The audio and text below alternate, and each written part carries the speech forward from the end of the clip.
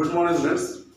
आज हम लोग बीए सेकेंड ईयर के अंतर्गत गुलाम वंश का कह सकते हैं कि लास्ट ही सबसे शक्तिशाली शासक, ऐसे इसके बाद एक कैकुबाद हुआ था कैकुबाद, लेकिन गुलाम वंश का अंतिम शासक कह सकते हैं बलवन, शक्तिशाली अंतिम शासक बलवन के बारे में पढ़ना है।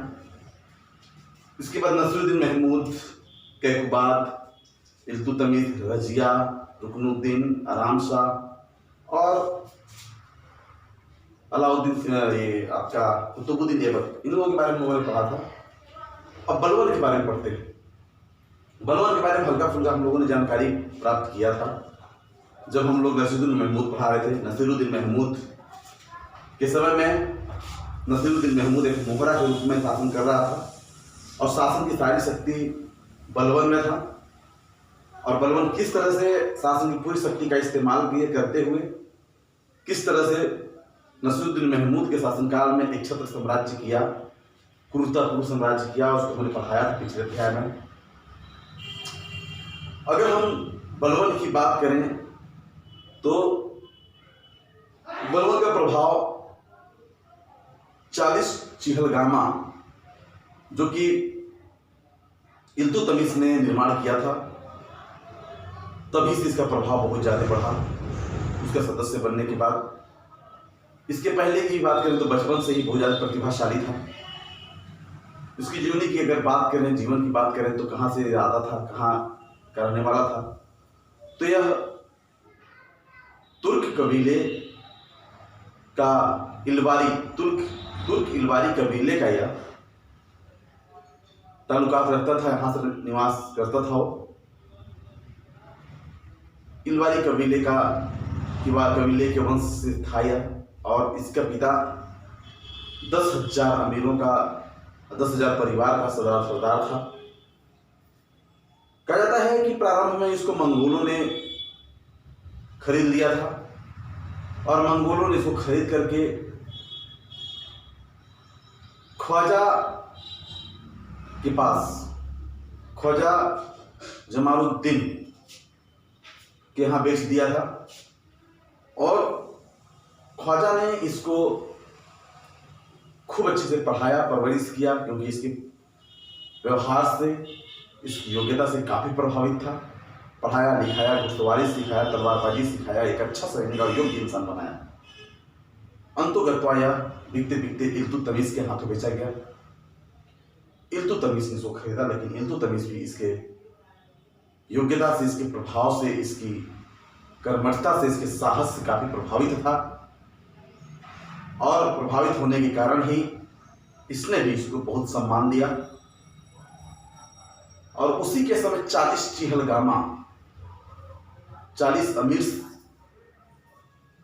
का जो एक संगठन बनाया था, जिसको 40 चिहलगामा के नाम से जाना जाता है, उसका सदस्य बनाया। और उसकी सदस्यता जब मिली तो उसकी प्रतिभा खुल करके सामने आई। और रजिया सुल्तान के समय में यह अमीर शिकार के पद पर प्रतिष्ठित हुआ, सम्मानित हुआ। लेकिन रजिया को पद से हटाने के लिए जिस संगठन का जिम्मेदार था, या जिसने कूटनीतिक चाल के द्वारा जो विद्रोह किए पद से हटाने के लिए रजिया को, उनका इसने साथ दिया था। इसके बहाउद्दीन के समय में वह जागीरदार के रूप में कार्य किया और जागीरदार के पद पर भी उसने रहा। इस तरह उसकी प्रतिष्ठा और सम्मान बढ़ता गया। उसी समय उसने मंगोलों से भी हाथ ली, मंगोलों से भी युद्ध किया और उनको पराजित किया। इसलिए उसका प्रतिभा सामने से खुल करके उभरी। और हमने बताया जैसे कि नसीरुद्दीन महमूद के समय में तो वह खास बन गया था। उसने अपनी पुत्री का ब्याह नसीरुद्दीन महमूद के साथ किया और इस तरह से वह शासन पे पूरा कब्जा कह सकते हैं उसी का था। तो हम देखते हैं कि किस प्रकार से बलवन ने एक गुलाम से प्रतिष्ठित होकर के एक इतना बड़ा सम्राट, दिल्ली सल्तनत का सम्राट बना। यह हम एक रोचक रूप में देखते हैं। तो बलवन इसका पूरा नाम अगर हम कहें तो गयासुद्दीन बलबन।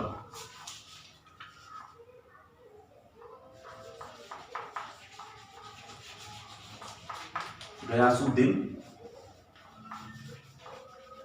बलबन, गयासुद्दीन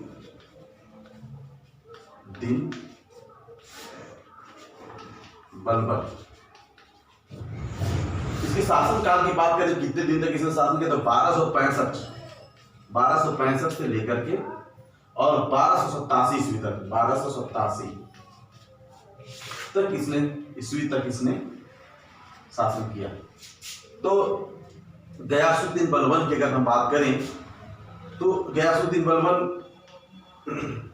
1265 से 1287 ईस्वी तक लगभग हम देखें तो 22-23 साल तक इसने शासन किया, एक स्थिर सरकार दिया। और हम कह सकते हैं कि इल्तुतमिश के बाद से दिल्ली सल्तनत एक अराजकता की स्थिति में थी, और उस अराजकता की स्थिति को अस्थायित्व देना और एक सुदृढ़ रूप में शक्तिशाली बनाने का कार्य अगर किसी ने किया तो वह बलबन था। इसलिए भारत के इतिहास में बलबन का जो नाम है वह एक अच्छा और योग्य प्रशासक के रूप में जाना जाता है। गयासुद्दीन बलबन 1265 ईस्वी में राजगद्दी पर बैठा। जब नसीरुद्दीन महमूद का मृत्यु हुआ तो वह राजगद्दी पर बैठा, और कहा जाता है कि नसीरुद्दीन महमूद के शासनकाल में इसका प्रभुत्व शक्ति बहुत ज्यादा बढ़ गया था, इसलिए वह एक उत्तरदायित्व के रूप में नसीरुद्दीन महमूद के समय से ही देखा जाता था। नसीरुद्दीन महमूद का अगर उत्तराधिकारी अगर कोई है तो वह बलबन ही होगा। लेकिन कुछ इतिहासकारों का यह मानना है कि बलबन नसीरुद्दीन महमूद को मारा, जहर देकर के, विष देकर के मारा और मार करके राजगद्दी प्राप्त किया। लेकिन आधुनिक इतिहासकारों ने शोध किया, जो उस शोध से निकल करके सामने आया कि नहीं, नसीरुद्दीन महमूद को क्यों मारेगा, और नसीरुद्दीन महमूद को क्यों मारेगा, नसीरुद्दीन महमूद ने को मारा नहीं इसने, इसलिए कि नसीरुद्दीन महमूद के समय में भी सारी शक्तियां इसके हाथ में थी। मैंने बताया था कि नसीरुद्दीन महमूद तो एक धार्मिक प्रवृत्ति का व्यक्ति था और उसका अधिकांश समय कुरान की आयतें लिखने में बीतता था। मैंने बताया था पिछले अध्याय में, आपको ध्यान सुना दीजिए। तो अब हम देखते हैं कि गयासुद्दीन बलबन क्यों मारेगा उसको, एक तो उसका दामाद, उसे मारेगा क्यों, तो ये प्रूव नहीं हो पाया। और आज का इतिहास इसको मानने के लिए तैयार नहीं है कि नसीरुद्दीन महमूद को बलबन ने मारा, बल्कि नसीरुद्दीन महमूद की मृत्यु के बाद यह राजगद्दी पर बैठा। बलबन एक योग्य व्यक्ति था। राजगद्दी प्राप्त करते ही उसने जो वैभवपूर्ण, आलिशान और जो खूबसूरत राज दरबार का जो गठन किया, 1 साल 1.5 साल उसका समय लगा। कहा जाता है कि ऐसा एशिया में कोई राज दरबार नहीं था जिस तरह से इसने सजा करके, जिस सुंदरता के साथ, अद्वितीय तरीके से जिस तरह से इसने राज दरबार को सजाया था और उसकी प्रतिष्ठा को जिस तरह से इसने कायम किया था, वैसा पूरे एशिया में उस समय कोई राज दरबार नहीं था। और कहते हैं लोग कि कई हजार किलोमीटर से लोग, 1000 मील से दूर से लोग इसके राज दरबार को देखने लोग आते थे। कई सुल्तान आते थे दूसरी जगह से राज दरबार की सुंदरता को देखने। तो कह सकते हैं कि चकाचौंध वाला राज दरबार था, लेकिन यह चकाचौंध वाला ताज जो पहना था बलबन, वह देखने के लिए चकाचौंध वाला था, लेकिन आंतरिक रूप में अगर देखा जाए तो कह सकते हैं कि वह कांटों से भरा ताज था। अर्थात इस सुंदरता के पीछे भी उसकी एक बहुत बड़ी प्रतिस्पर्धा थी, बहुत बड़ी प्रतियोगिता थी और बहुत बड़ा साहस की जरूरत थी कि उस साम्राज्य को, उस प्रशासन को कायम रख सके और स्थिरता प्रदान कर सके। उसमें पूरी तरह से बलबन सफल भी रहा। बलबन योग्यता के साथ उन सारी समस्याओं को, सारी कांटों को, जो राह में कांटे थे, उनको एक एक करके चुन चुन के खत्म किया और एक स्थायित्व शासन देने में सफलता अर्जित की। उसका सबसे बड़ा कारण था बलबन की बहादुरी और बलबन की महत्वाकांक्षा और बलबन का पर्सनल व्यक्तित्व, पर्सनालिटी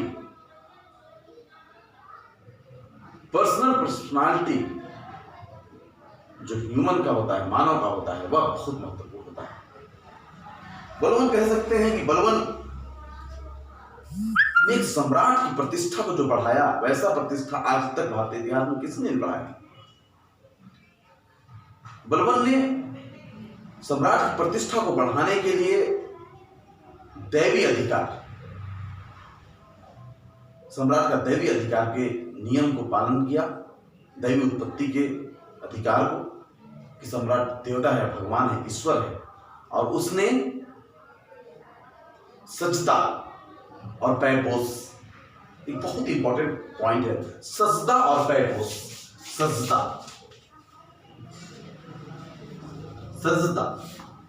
एंड पैपोस, ये दोनों है कैसे, मैं बताऊं आपको। सजदा, सम्राट स्वामी है, ईश्वर है और ईश्वर का प्रतिनिधि है, इसलिए ईश्वर ही है वह, और उसके सामने झुक करके सजदा करना, झुकना, उसको प्रणाम करना, झुक करके, यह नियम लगाया कि सम्राट सबसे सर्वोपरि है और झुक करके उसको सजदा करना जरूरी है। दूसरा जो इंपॉर्टेंस है पैपोस, पैपोस पांव को चूमना, सजदा करके पांव को चूमना, सम्राट के पांव को चूमना, पैपोस करना।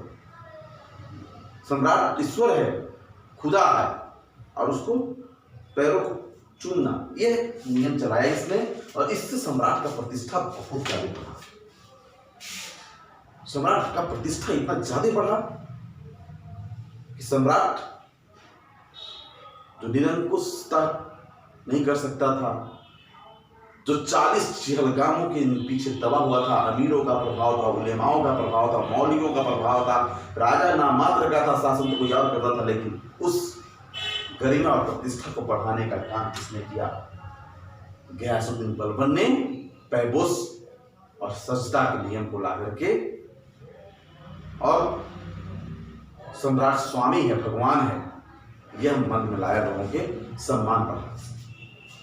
अब समस्याओं के बारे में अगर हम चर्चा करें तो पहला, ताज की शक्ति, मैंने बता दिया कि ताज की शक्ति जो गिर चुकी थी, जो सम्मान राशा सम्राट का गिर चुका था, नवाब नाम का नवाब रह चुका था, उसको इसने बढ़ाया।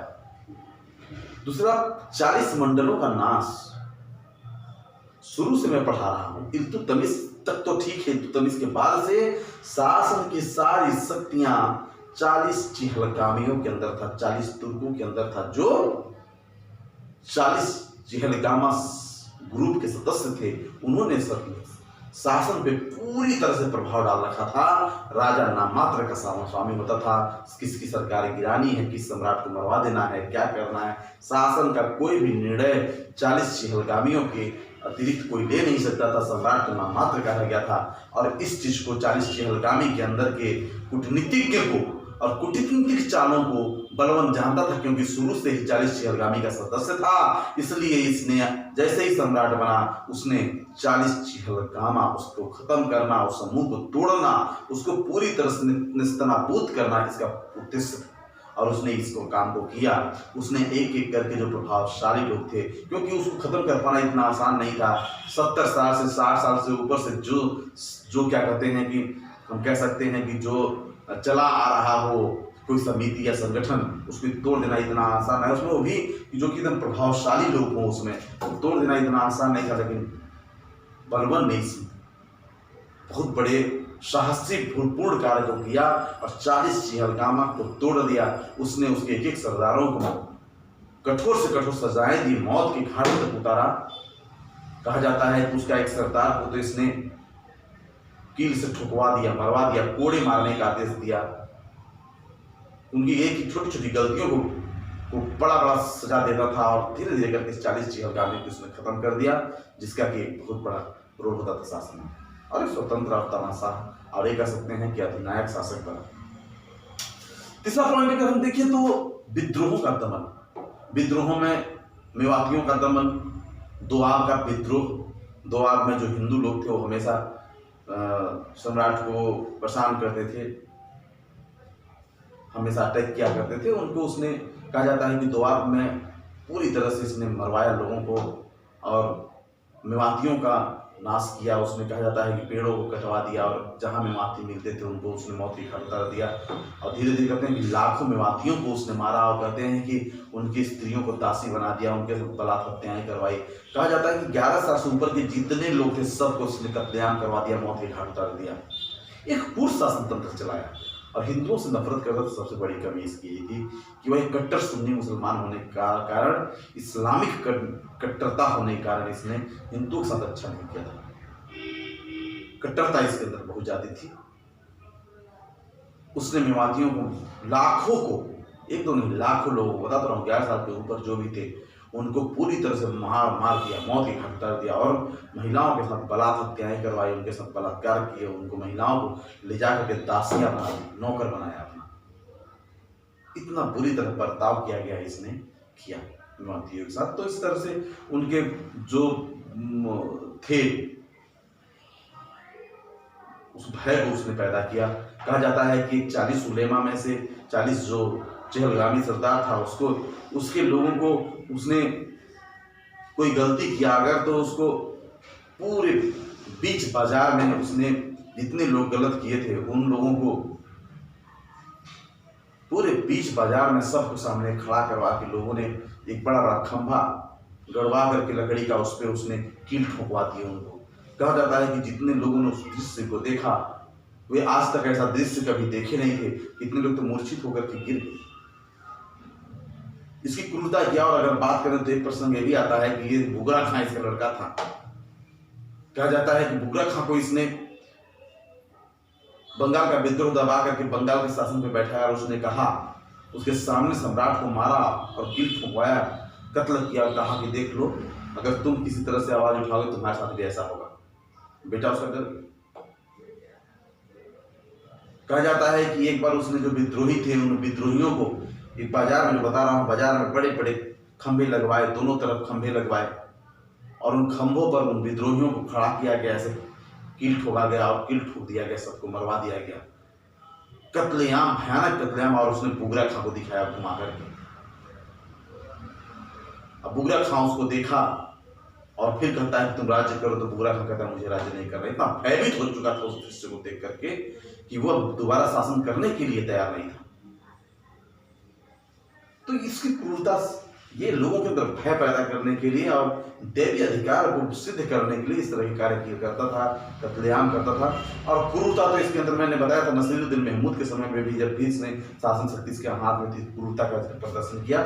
तो ये भी है कटेहरा, बंगाल और मेवातियों का जो विद्रोह दबाया इसने।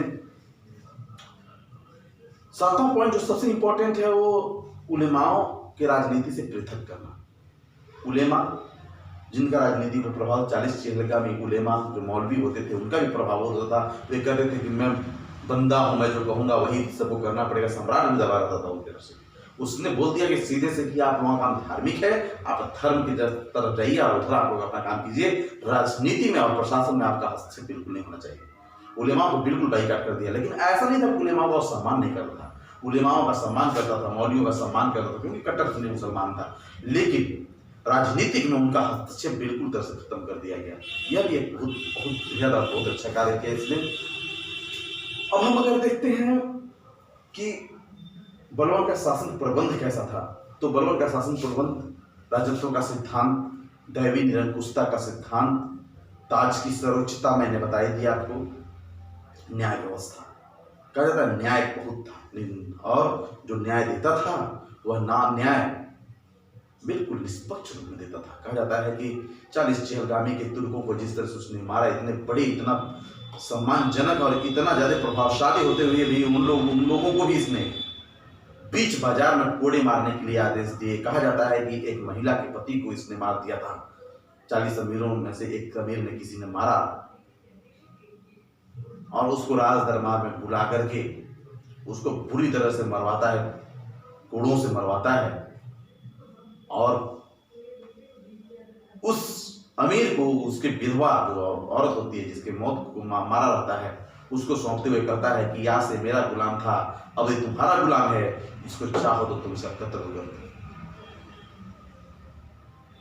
लेकिन कहा जाता है कि 20,000 पाउंड उसने उसको दे करके और उसने अपनी जान माफी मांगी, जान बख्शवाई। उसी प्रकार एक नौकर को एक अमीर मार देता है। उस नौकर को मारने के कारण उस अमीर को कई कोड़े मरवाता है और इतना मरवाता है, बताते थे लोग, इतिहासकार बताते हैं कि उसका मौत हो जाता है।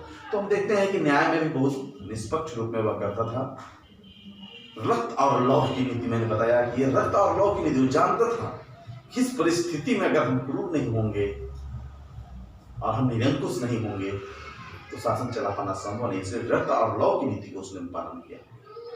खून की नीति, लौह, लौह मतलब लौह, रक्त और लौह, लोहे से काट करके दबा करके शक्ति को इसके बाद शासन करना, यह बलवान का कार्य था। रक्त और लौह की नीति थी। सम्राट की निरंकुशता यह था। सेना और गुप्तचर को इसने स्वतंत्रता दी थी और इतना ज्यादा उन पर बंदिश लगा रखा था, इतना ज्यादा उनको नजर रखा था कि वो कोई भी गलत कार्य न कर सकें। न्याय व्यवस्था की जो थी उसमें भी कोई गलत नहीं। गुप्तचर उसका बहुत ही स्ट्रांग गुप्तचर विभाग हुआ करता था। तो मूल्यांकन अगर हम का बात करें तो बलवान का व्यक्तित्व बता दिया हूँ, इतना बताने के बाद समझ में आ ही गया होगा। पूछता है क्वेश्चन मूल्यांकन, इसलिए मैं इसी के अंदर इसके अतिरिक्त कुशल शासक प्रशासक के रूप में कार्य करता था।